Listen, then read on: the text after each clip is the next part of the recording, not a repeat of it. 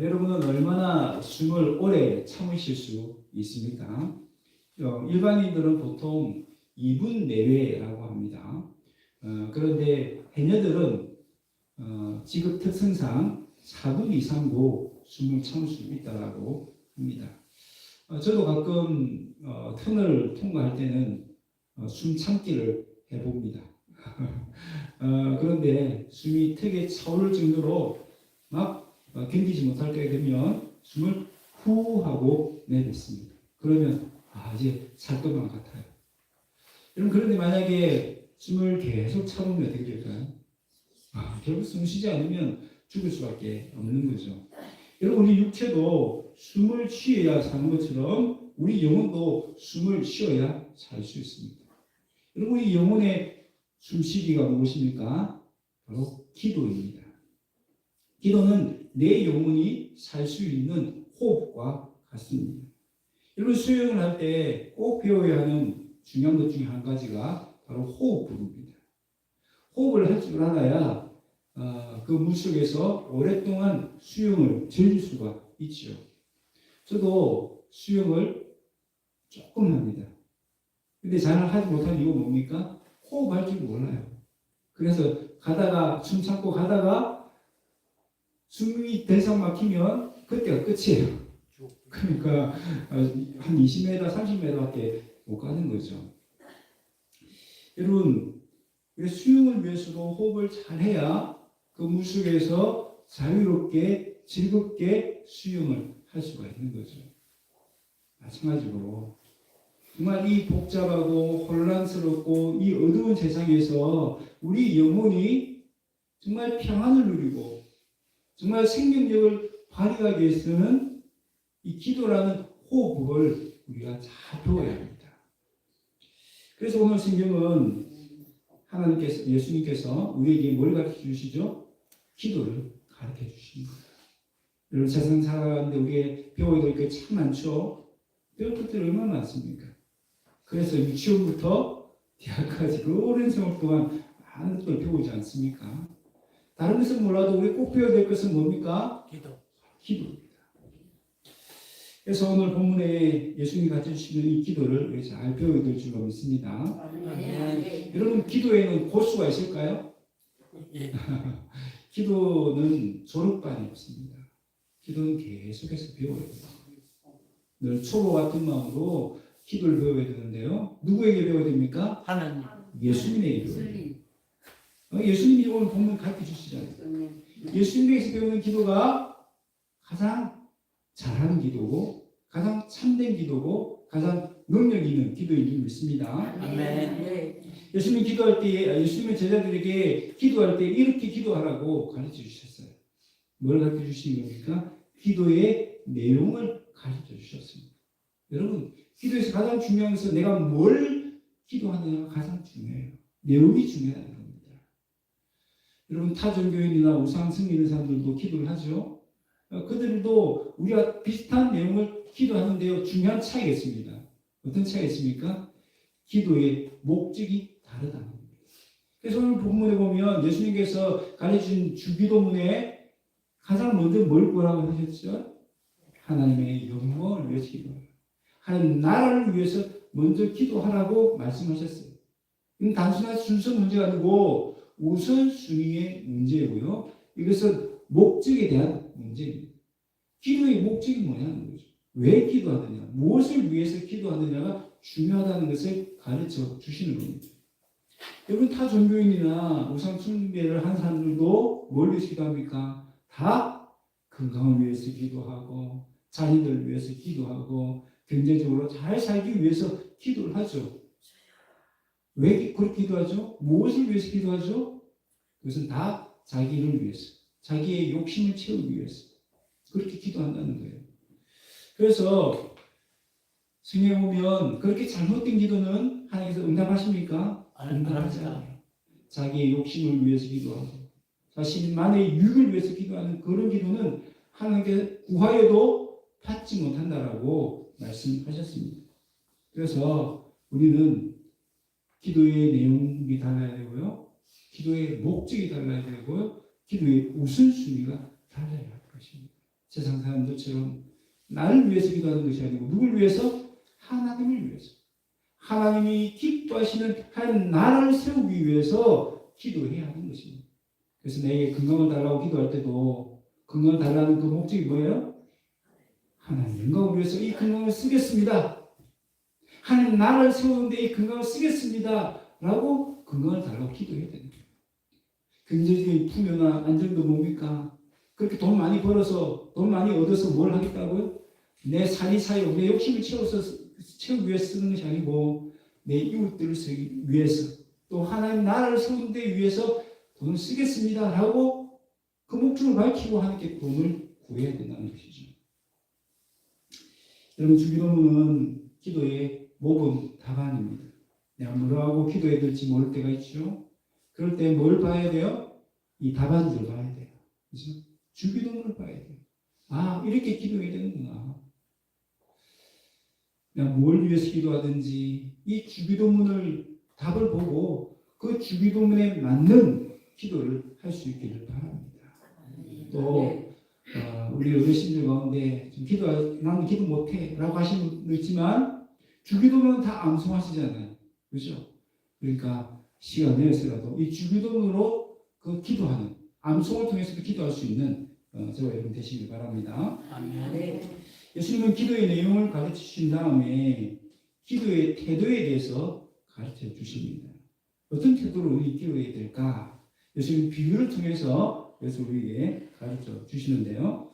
이 비유의 내용을 한번 보십시다. 친구가 밤중에 갑작스럽게 우리 집에 찾아왔어요. 집에는 먹을 것이 하나도 없습니다.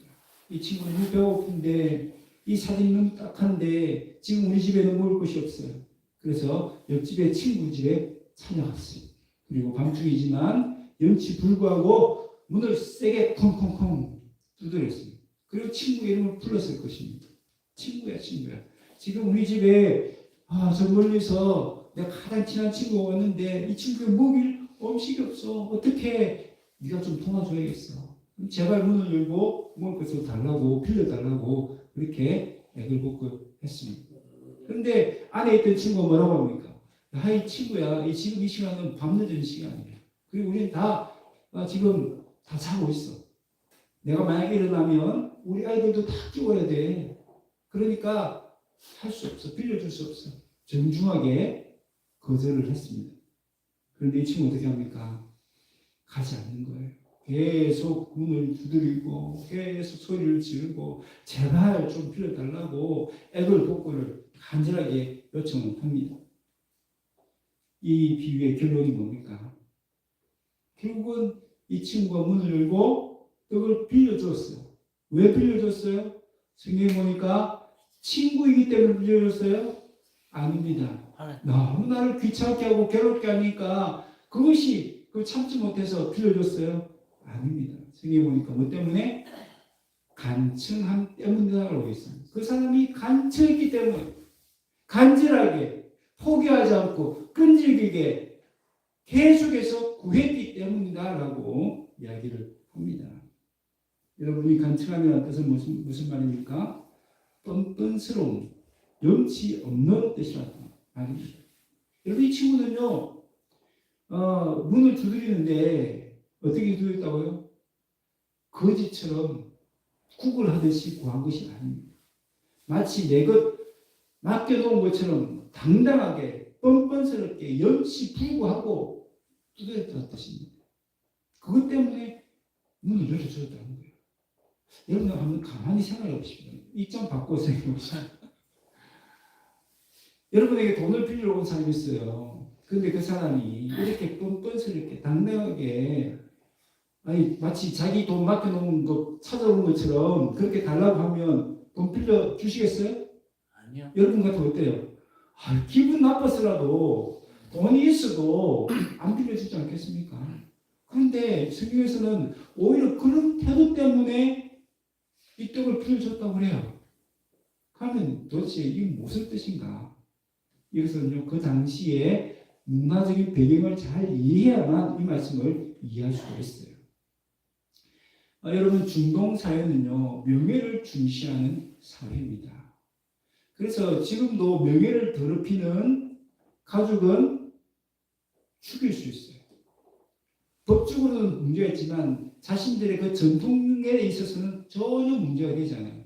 우리 집안의 명예를 더럽힌 그 아들이나 딸을 죽여도 상관이 없어요. 그걸 뭐라고 이해합니까? 명예살인이라고 해요. 그만큼 이 사회는 명예를 중시하는 그런 사회예요. 목숨처럼 중요하게 생각하는 사회입니다.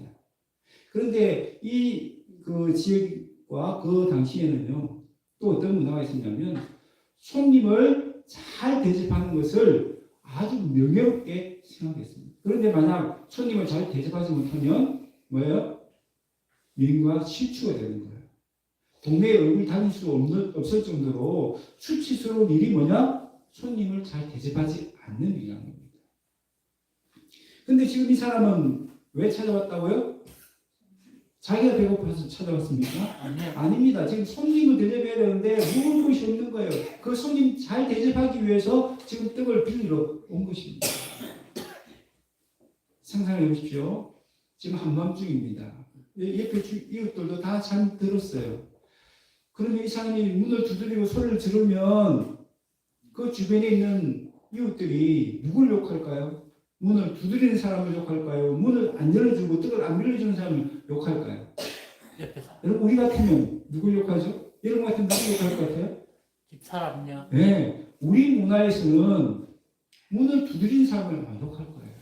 이 한밤중에 뭐 하느냐고. 이 잠을 다 깨우고, 동네에서는 잠을 다 깨우고, 뭐 하냐고. 소리 지르고 문 두드리는 그 사람을 욕할 겁니다. 그러나 그 당시 그 사회의 문화 속에 들어가면 누굴 욕할까요? 문을 안 열어주는 사람, 떡을 안 빌려주는 사람. 세상에 손님 대접하겠다고 하는데, 아니 아무리 한밤중이고 아무리 지금 잠자리 다 들었다 할지라도 손님 대접하는 게 더 중요한 일인데, 아니 그걸 안 도와주고 있다고. 오히려 문을 안 열어주는 사람, 떡을 안 빌려주는 사람을 더 욕을 하는 거예요. 여러분, 이 사람 그걸 알까요, 모를까요? 모르죠. 잘 알죠. 왜요? 이 문화 속에 살고 있기 때문에. 그래서 너무 귀찮고 너무 싫지만, 너무 괴롭지만 어떻게 해요? 내일 아침에 문 열고 나가면 동네 창피해서 어떻게 얼굴 다닙니까? 그걸 생각하니까 어때요? 할 수 없이 일어나서 떡을 빌려 주었다 하는 것이 오늘 비유의 내용입니다. 여러분, 하나님도 마찬가지예요. 하나님도 자신의 이름이 실추되는 것, 자신의 명예가 실추되는 것, 자신의 영광을 잃어버리는 것 가장 싫어하십니다. 여러분, 이사야 48장 11절 말씀을 볼까요?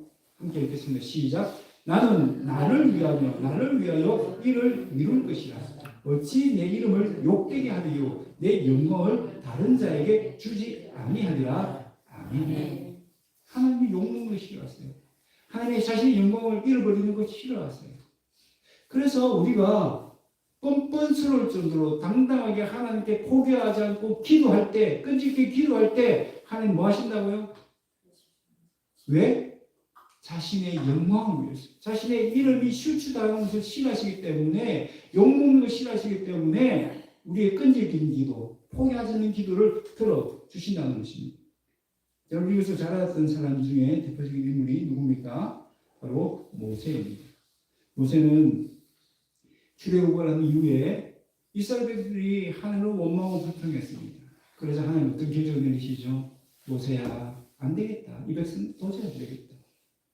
그냥 이 백성 다 멸하고 내가 새로운 백성을 너에게 줄 테니까 그렇게 하자.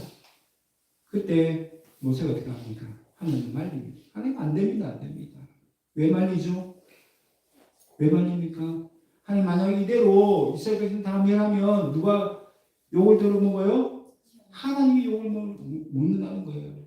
세상에 하나님이 애굽에서 이스라엘 백성을 다 인도해가지고 광야에 다 죽이려고 그렇게 구원했느냐고 이방 사람들이 이렇게 욕을 한다는 거예요. 그 이야기를 모세가 하나님께 합니다. 하면서 하나님 안 됩니다. 그렇게 하면 하나님의 영광이 실추됩니다.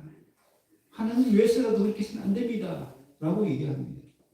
여러분, 모세는 누구를 위해서 기도하죠? 자기 자신을 위해서 기도합니까? 여러분, 자기 자신을 위해서 기도한다면 어떻게 기도해야 돼요? 하나님 맞습니다. 이 백성들 도저히 저도 감당을 못하겠어요. 차라리 정말 고분고분 내 말 잘 들을 수 있는 그런 새로운 백성을 주세요 라고 기도해야 합니다. 근데 모세는 자기 자신이 아니라 누구를 위해서? 이웃을 생각, 이스라엘 백성을 생각합니다. 또 이스라엘 백성을 사랑하는 하나님의 마음을 헤아리고 하나님의 이름이 그 땅에 떨어지는 실추되는 그런 불명예를 안겨드리지 않기 위해서 기도를 한 겁니다. 여러분, 그 기도에 하나님께서 어떻게 응답하시죠? 모세가 원하는 대로 들어주셨습니다. 우리 여기서 우리가 기도할 때 구걸하는 거지처럼 하나님께 그렇게 비굴하고 혹은 들어주시지 않으면 어떻게 하나 의심하면서 기도할 필요가 없다는 것을 알 수가 있습니다.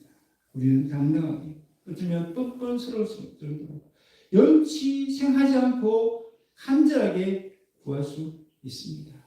이유가 뭡니까? 하나님은 우리의 뭐가 되시기 때문에 하늘 아버지가 되시기 때문입니다. 여러분, 아버지는요 자녀를 끔찍히 사랑합니다. 좋은 거 주려고 원하죠. 그 자식은 어때요? 아버지를 향해서 당당하게 요구할 수 있는 거예요. 아버지, 등록금이 필요합니다. 아버지, 옷살 돈이 필요합니다. 당당하게 요구할 수 있어요. 왜요? 자녀니까.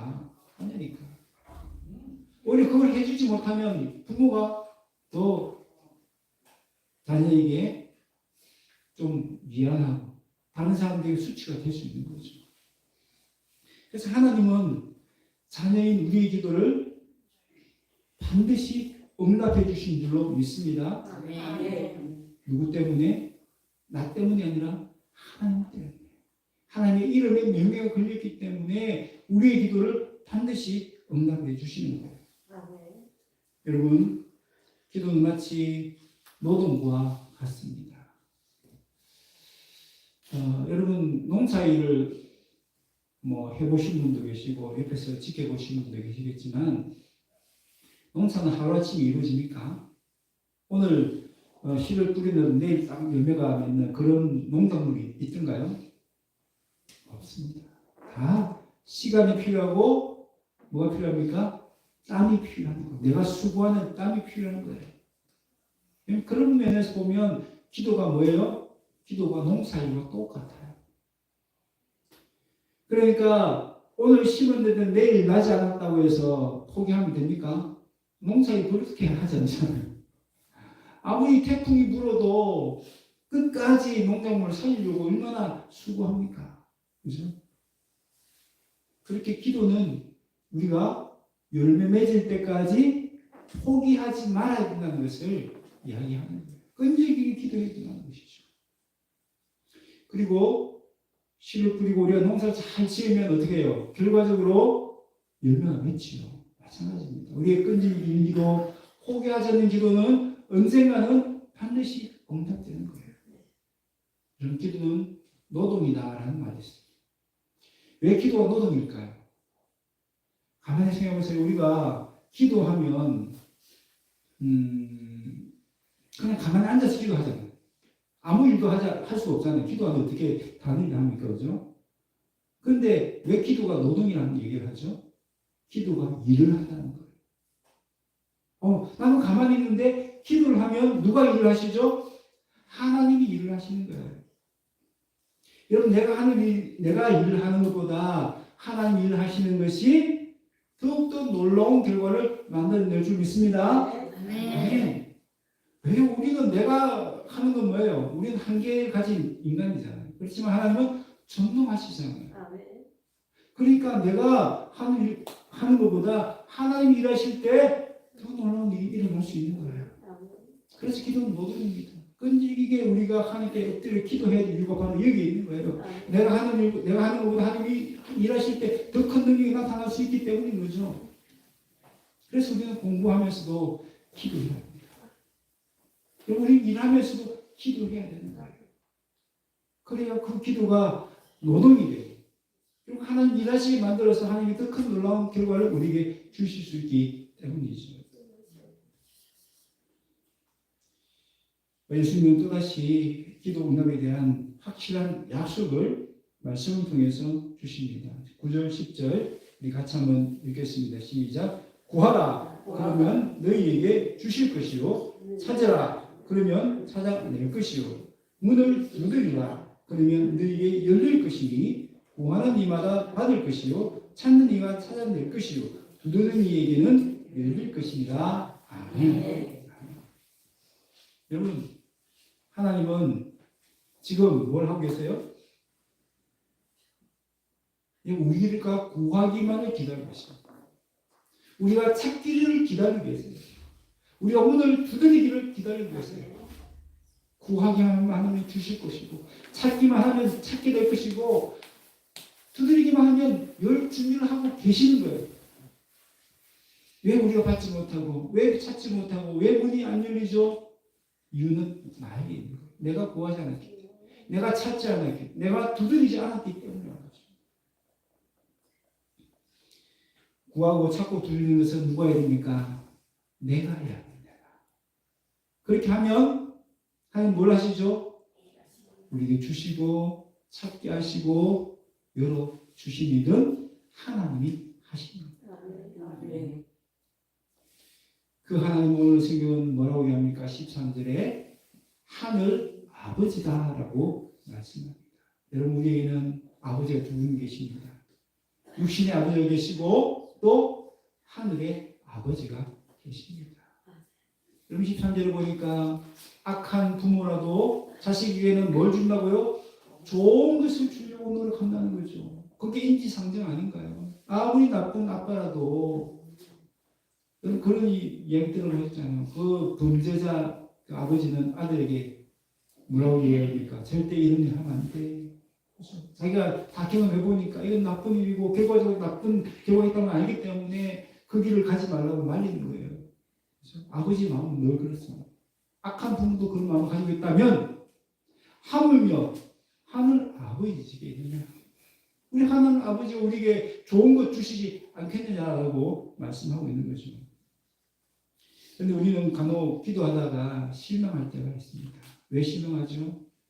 왜 실망합니까? 내가 기도한 대로, 내가 원하는 대로 이루어지지 않기 때문에 실망할 때가 있어요. 그러다 보면 기도가 멈추어질 때가 있는 것이죠. 그럼 성경 뭐라고 말합니까? 하늘 아버지는 우리에게 반드시 좋은 것을 주신다.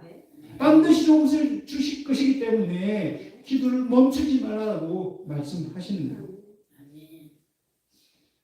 여러분, 하늘 아버지는 생선을 달라고 하는데 뱀을 주시지 않고 알을 달라고 하는데 증거를 주시지 않는다라고 말씀합니다. 여러분, 어린 자녀가 칼을 달라고 하는데 그 위험한 칼을 달라고 하는데 그냥 주는 부모가 있을까요? 뭐라고 해야 됩니까? 안 돼! 단호하게 안 돼라고 얘기하죠. 만약에 어린 아직도 중학생인 자녀가 찾아와서 아이 저 결혼할래요. 당장 내일 결혼식 하겠습니다. 라고 하면 어떻게 돼요? 안 시키지요. 기다려. 아직 때가 안 됐어. 기다려. 라고 이야기하지 않겠습니까? 하나님도 마찬가지예요. 우리에게 위험하고 해로운 것은 안 돼라고 응답하시고 때가 아직 이르지 않았고 우리가 좀 더 기다려야 될 것은 기다려라고 응답을 하신다는 겁니다. 그러니까 우리의 기도에 응답하시지 않는 것이 있다 없다? 없다. 우리의 기도에 반드시 응답하신다. 그리고 어떤 것으로? 더 좋은 것으로 응답하신다는 겁니다. 어느 무명 본인의 고백입니다.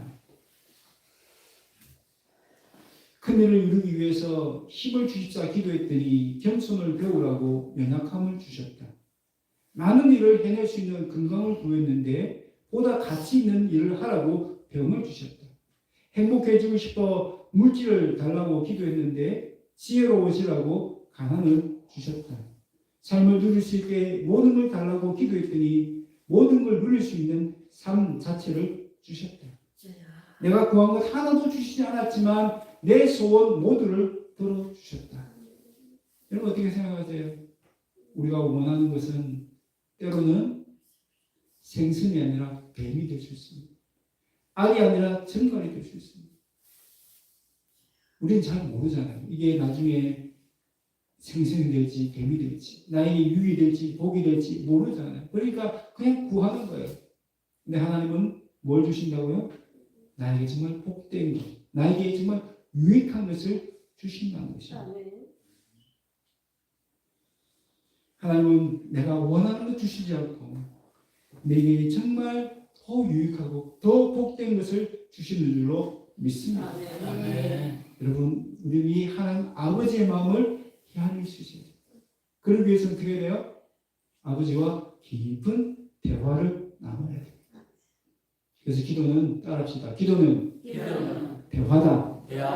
네? 하나님 아버지와 대화를 나누는 거예요. 대화를 하다 보면 뭘 알 수 있습니까? 아버지의 마음을 알게 돼요. 아버지의 뜻을 알게 됩니다. 그렇잖아요. 우리 뭐 서로 부부간이나 친구간이나 뭐 이웃간에도 서로 대화를 하다 보면 저 사람이 이래서 저랬구나. 오해가 풀리잖아요. 그죠? 이 사람이 이런 꿈을 가지고 있구나. 그 꿈을 이해를 할 수 있잖아요. 마찬가지예요. 우리 하나님 아버지와 대화하다 보면 하나님의 아버지 뜻은 이것이구나. 그래서 내가 원하는 것은 이것이지만 하나님이 기뻐하시는 뜻을 구해야 되겠구나. 깨닫게 되는 거예요. 여러분, 그것을 가르쳐주시는 분이 계시는데 그분이 누구라고요? 오늘 성경에 성령님. 하나님의 기도할 때 더 좋은 거 주시는데 그것이 누구냐? 성령님이다 라고 말씀하세요. 그 성령님은 우리에게 하나님 뜻을 깨닫게 해주십니다. 하나님 마음을 헤아릴 수 있게 해주십니다. 그래서 우리의 기도가 잘못된 기도를 바른 기도로, 온전한 기도로 그렇게 수정하고 고쳐주시는 일을 우리 성령께서 해주십니다. 여러분, 우리는 뱀과 성가를 구하는 그런 하나님 자녀들이 아니라 생선과 알을 구하는 정말 하나님 기뻐하시는 것을 구할 수 있는 하나님의 자녀들이 될 수 있기를 바랍니다. 말씀을 맺습니다. 기도는 호흡입니다. 내 영혼이 살 수 있는 호흡입니다. 여러분, 호흡은 멈출 수 있습니까? 없습니다. 안 되죠. 큰일 납니다. 큰일 납니다. 기도는 멈춰야 됩니까? 아니요. 큰일 납니다. 큰일 납니다. 결코 기도를 멈추지 마시기 바랍니다. 뭐라고 기도할지 모르겠다고요? 그렇다면 주 기도문 하세요. 어렵지 않잖아요. 그죠? 다 암송하고 계시잖아요. 주 기도문이라도 시간을 들여서 기도하다 보면 기도가 더 깊어질 줄로 믿습니다. 기도는 노동입니다. 이런 농사일, 노동이 쉬운 일인가요? 힘들죠. 당장 결과가 없기 때문에 때로는 깝깝하고 막막하고 불안할 수도 있습니다. 그러나 노동이 일하는 것이 때가 되면 대가로 돌아오는 것처럼 기도는 반드시 결과와 응답이 있습니다. 누가 일하시기 때문에 하나님이 일하십니다. 마지막으로 기도는 대화입니다. 하나님과 친밀한 사귐의 시간을 가지는 거예요. 하나님과 친밀한 사귐의 대화를 통해서 우리는 하나님의 마음을 알게 되고 하나님의 뜻을 알게 되고 그래서 하나님 기뻐하시는 그 뜻을 구할 수가 있게 되는 것입니다. 그럴 때 하나님 우리에게 더 좋은 것을 주실 줄로 믿습니다. 그래서 내가 원하는 진정 원하는 내게 정말 복이 되는 귀한 것들을 주실 줄로 믿습니다. 여러분과 복을 누릴 수 있는 저와 여러분 다 되시기를 주의 이름으로 축원합니다.